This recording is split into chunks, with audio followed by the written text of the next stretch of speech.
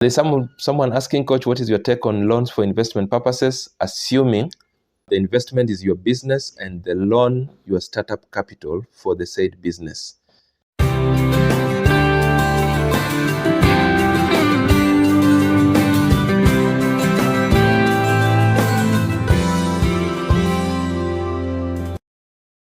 That's a very good question. It's a question many people are asking. It's a question of using debt to start a business.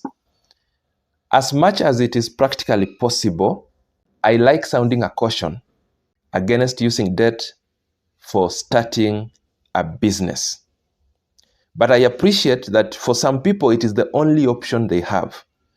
And so I also then give measures that can help you if you choose to use debt to start a business. Why we discourage, or why I discourage, is because you are going into a space you do not know. And if the kind of debt you want to take is contemporary debt is our normal debt where we borrow today and after 30 days, they start expecting us to pay. If you are going to take contemporary debt, normal debt, and you are expecting that the business will be repaying this debt immediately, then you will kill that business even before it starts to take off. Because businesses go through a process. When we launch a business, the business goes through a process. So before a business begins to be profitable, before a business gets to break even, there will be a journey involved. So you can imagine after 30 days, maybe you've not even registered your first profit. And then where you borrowed money, they want you to repay. So if you borrowed and that was all the money you could get, and you don't have any other source to repay, and you are only relying on this business to repay, you start getting frustrated from the word go. And that is how you start killing the cash flow of your business. So what are some of the measures you can put in place so that if you're using borrowed money to start a business, you minimize chances of killing the business? Number one, you want to borrow from what I call patient sources. Patient sources are sources that can allow you some time to put this business together before they start expecting you to repay. There are instances where some banks can have special SME loans. Special SME loans are SME loans that maybe are financed. There are some financiers, some investors who invest in banks, and they give a bank money. They tell the bank, this money is to support SMEs or startups.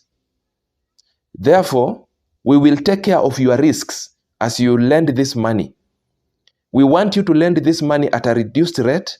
We want you to give the SMEs some grace period. So some banks might have the product where they're giving you a grace period of, say, 6 months before you start repaying the principal. Maybe they tell you in these 6 months, you will only be paying interest. Okay? Then that's a friendly source. But those sources are few. Okay? It depends with whether a particular bank has gotten a sponsor who has given them money to support SMEs. Some sponsors will give them money and say, this money is to support female entrepreneurs.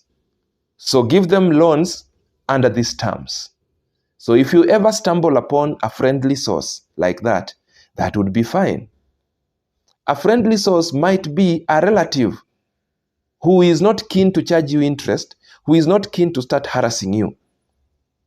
Maybe your father, your mother, your sister, your brother is willing to give you startup capital, and they tell you, you run the business.